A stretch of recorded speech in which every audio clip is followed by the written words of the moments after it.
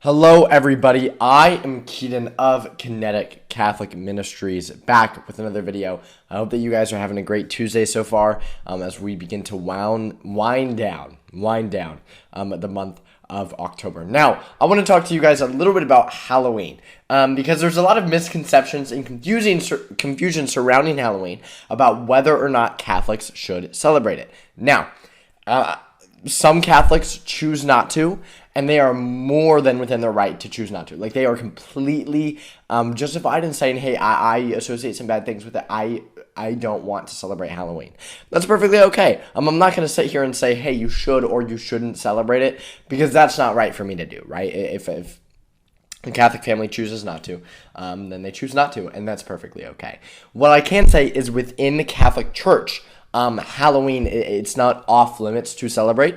And in fact, just like many holidays, the secular world has kind of taken it and twisted it, when in reality, Halloween is actually an inherently Catholic holiday. And I want to explain how that is. It doesn't have pagan origins. It doesn't have satanic origins like a lot of people tend to think. In fact, there's kind of a theory, and you'll find a whole bunch of long theological articles about it. And I'm going to try to kind of summarize it best I can here. But there's actually kind of a theory that the reason that it gets the connotation of being pagan is because when the Catholics brought over their traditions, when Europe immigrated to America, and there were European Catholics that brought over their cultural traditions, a lot of the Protestants there, because America was predominantly Protestant, kind of denounced that because they didn't fully like the Catholics, right? And so it kind of got the reputation of being pagan, because to them, the Catholics and the pagans kind of ran together a lot. Anyway, Halloween, it means All Hallows Eve,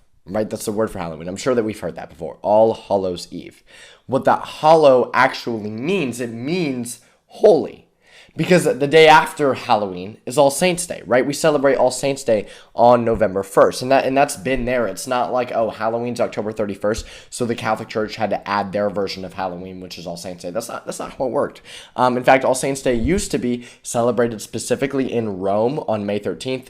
Then a long time ago, they switched it and moved it to November 1st. That was before Halloween was much of a thing. Moved it to November 1st and then made it a universal thing. So everybody within the Catholic Church, regardless of where one was to celebrate All Saints' Day. And so it's also called All Hallows' Day, because it's celebrating all those that are holy. Hallow meaning holy, right? So All Hallows Eve, like Christmas Eve. Think about it like that, right? Like the night before All Saints' Day, where it is the eve of celebrating all those who are holy. The word specifically comes from All Saints' Day, which is really, really cool. Now, not just the name Halloween, but some of the traditions also come from Catholics. So we have dressing up for Halloween. That comes from the French Catholics.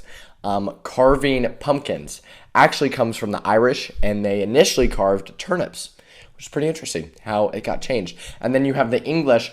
They used to go door to door asking for soul cakes from people. And the idea was that if people gave out these soul cakes, then the people who received the soul cakes would pray for the people who handed it out when those people died. And so it was a way for praying for the souls in purgatory, praying for the souls of the dead, praying for all the faithful departed, which we do on All Souls' Day. And I'll explain that a little deeper into the episode. So that going around asking for soul cakes, that's what they were called, it eventually became trick-or-treating. So not just the name Halloween, but even down to the traditions are inherently Catholic, and then our society has taken them and twisted them. So should one participate and go out and trick-or-treat and dress up for Halloween? Is it required by the Catholic Church? Absolutely not, right? That's not like a thing that you have to do.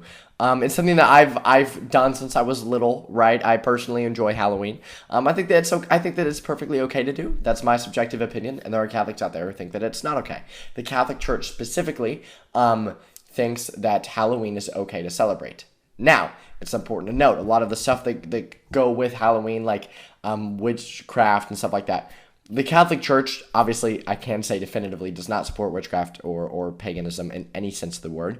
Now, sort of the scariness of Halloween, right, and the getting candy and this idea of ghosts and all that. I mean, that's cultural stuff in the United States. It kind of adds to a little bit of the fun, the spirit of Halloween. I think that it's okay as long as we emphasize the fakeness of the Halloween scariness, right? And understand that there's no pagan, there's no truth behind it. And I also think that we have a tendency to kind of make it a bigger deal than we do All Saints Day.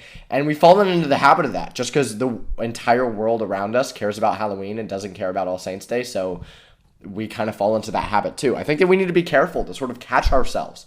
Understand, no, like just because the rest of the world agrees that Halloween is a great holiday and kind of ignores All Saints Day, we as Catholics, sure, we can celebrate both, but we should understand that ultimately Halloween is because of All Saints Day. All Saints Day is a day to focus on. All Saints Day is a solemnity of the Catholic Church. It's a beautiful feast day to celebrate every soul that is in heaven. So the USCCB, we know that they define a saint as a person who is in heaven. Even if a person is not named a saint by the Catholic Church here on earth, then that person is still in heaven. Or that person is still considered a saint if that person is in heaven. Allow me to explain. So some people kind of like to define it this way, like big S, little s saint. And so I'm not sure if that's entirely the right way to put it, because, I mean, if someone's in heaven, they're still a saint and equal to someone else who is canonized a saint by the Catholic Church because they're both in heaven. Anyway, but that's a good way of defining it, right? That's a good way of differentiating it. Capital S, lowercase s saint. And so the sort of capital S saint, right? That's someone who has been canonized a saint by the Catholic Church here on earth, because we know for sure, we know for a fact that that person is definitively in heaven. If someone is not named a saint by the Catholic Church here on earth, it doesn't mean that they're not in heaven. It just means that we don't know definitively. They easily could be. We just can't say for sure, because ultimately it's not up to the Catholic Church to decide. It's up to God, right? God is the ultimate judge. And so it's not up to us to judge anybody, simply to judge actions. But again, that could be a whole nother video topic. Anyway, so just because someone isn't named a saint by the Catholic Church doesn't mean they're not a saint, doesn't mean they're not in heaven. It just means we don't know for sure. And so the reason that it's called the beatification and canonization process, right, to the process of someone being canonized a saint, being named a saint by the Catholic Church here on earth, the reason that process can be so long and specific and feel like it's too complicated is because, well, if we're going to acknowledge that someone is officially a saint or can refer to them that way, right, then we want to know for a fact that that person is a saint. We want to know for a fact that that person is in heaven. And so All Saints Day, on All Saints Day, we celebrate all those who are in heaven, all those who are saints, even if they're not named one by a Catholic Church here on earth. And then the day following is All Souls Day, in which we celebrate all the faithful departed, including those who are in purgatory. And so the souls in purgatory need our prayers in order to continue to be cleansed and then go on their way to heaven. Now, I could talk for a long time about purgatory, the details of it, how we know it exists. I've made a video on that in the past if you want to go check that out. That's not what this video is about. But it's important when we're talking about Halloween that we include, like, hey, the reason this holiday exists is because of the Catholic Church. It's because of All Saints Day. And then following that on November 2nd is All Souls Day, in which we commemorate all of the faithful departed. Not just those who are in heaven, but also those who are in purgatory. And so the answer to the question, should Catholics celebrate Halloween? Sure, if the person wants, it's not required. Catholics don't have to, but there's nothing inherently wrong with it, as long as we acknowledge, as long as we don't go for that like pagan side of it that the secular society has tried to push onto it, right? And we acknowledge that, hey, it could be a day of fun, of trick-or-treating, of dressing up, right, as a cool character, going out, getting candy, and just enjoying the time, because that's fun stuff in Halloween. And as long as we acknowledge that, we know its Catholic's origins, then it's perfectly fine to celebrate. And the Catholic Church agrees with that as well, right? That's the Catholic Church's proposition, is that it is perfectly acceptable to celebrate for Catholics. But this doesn't mean that anybody who is Catholic, any family that is Catholic and chooses not to, it doesn't mean that we should pressure them into doing it. It doesn't mean that we should mock them and be like, why do you choose not to? It's perfectly okay. No, because some people choose not to because of maybe bad connotations that they have with it or stuff that they associate with it. And that's perfectly okay. What we can all agree on is that All Saints Day is an absolutely lovely and beautiful feast day on November 1st that we are all to celebrate, commemorating all those who are in heaven, and then All Souls Day immediately following. So now that the topic is done, do y'all know what it is time for now? It's time for